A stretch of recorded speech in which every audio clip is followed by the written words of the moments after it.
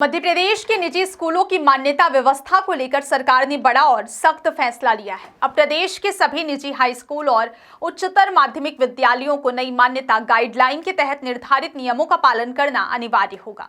सरकार ने साफ कर दिया है कि यदि कोई निजी स्कूल तय मानकों का उल्लंघन करता है तो उसके खिलाफ नोटिस जारी किया जाएगा, भारी जुर्माना लगाया जाएगा और जरूरत पड़ने पर उसकी मान्यता भी समाप्त की जा सकेगी। इसी बीच रीवा जिले से एक ऐसा मामला सामने आया है जिसने निजी स्कूलों की मान्यता प्रक्रिया और शिक्षा विभाग की कार्यप्रणाली पर गंभीर सवाल खड़े कर दिए हैं। रेलवे स्टेशन के पास संचालित सनब्राइट स्कूल पर आरोप है कि वह 8वीं तक की मान्यता होने के बावजूद 9वीं और 10वीं कक्षाओं का संचालन कर रहा था। जांच में शिकायत सही मिलने के बाद कलेक्टर ने स्कूल को सील करने के आदेश दे दिए हैं। ऐसे में एक ओर सरकार नई गाइडलाइन लागू कर रही है और दूसरी ओर रीवा का यह मामला बता रहा है कि नियमों की अनदेखी छात्रों के भविष्य के लिए कितनी बड़ी चुनौती बन सकती है। नई गाइडलाइन के अनुसार अब निजी विद्यालयों की स्थापना, मान्यता नवीनीकरण, मान्यता विस्तार, संकाय वृद्धि, माध्यम परिवर्तन, स्थान परिवर्तन और विद्यालय का नाम बदलने जैसी सभी प्रक्रियाएं पूरी तरह ऑनलाइन होंगी।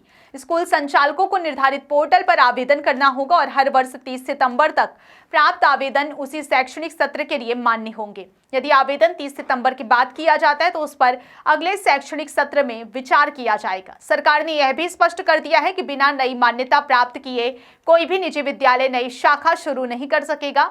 इसके साथ ही मान्यता और उसके नवीनीकरण के लिए छात्र संख्या के आधार पर सुरक्षा निधि यानी सिक्योरिटी डिपॉजिट जमा करना भी अनिवार्य कर दिया गया है।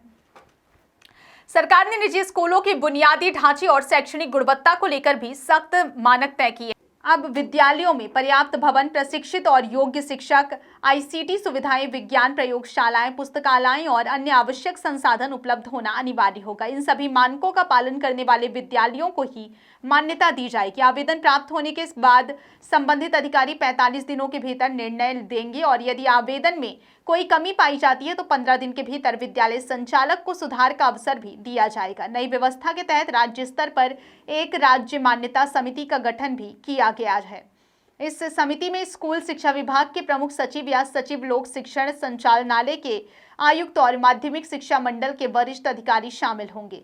यह समिति निजी विद्यालयों की मान्यता, नवीनीकरण, विस्तार और अन्य महत्वपूर्ण मामलों पर अंतिम निर्णय लेगी। यदि कोई विद्यालय नियमों का उल्लंघन करता है तो पहले उसे कारण बताओ नोटिस जारी किया जाएगा।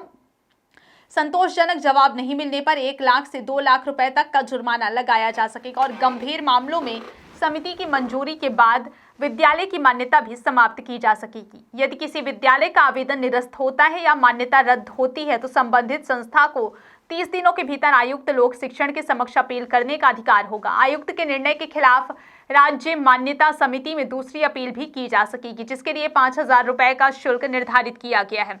इसी बीच रीवा जिले में सामने आया सनब्राइट स्कूल का मामला शिक्षा विभाग की कार्यप्रणाली पर सवाल खड़े कर रहा है। आरोप है कि जिला शिक्षा अधिकारी कार्यालय में निजी विद्यालयों की मान्यता संबंधी फाइलों की केवल औपचारिक जांच की जा रही है, जबकि भौतिक सत्यापन और दस्तावेजों में दी गई जानकारी का सही मिलान नहीं किया जा रहा। शिकायत के अनुसार रेलवे स्टेशन के पास संचालित सनब्राइट स्कूल को केवल 8वीं कक्षा तक की मान्यता प्राप्त थी, लेकिन इसके बावजूद वहां 9वीं और 10वीं कक्षा के विद्यार्थियों का प्रवेश लेकर पढ़ाई कराई जा रही थी। इससे छात्रों के भविष्य पर गंभीर संकट खड़ा हो गया, क्योंकि बिना वैध मान्यता के पढ़ाई करने वाले विद्यार्थियों की शैक्षणिक मान्यता प्रभावित हो सकती थी।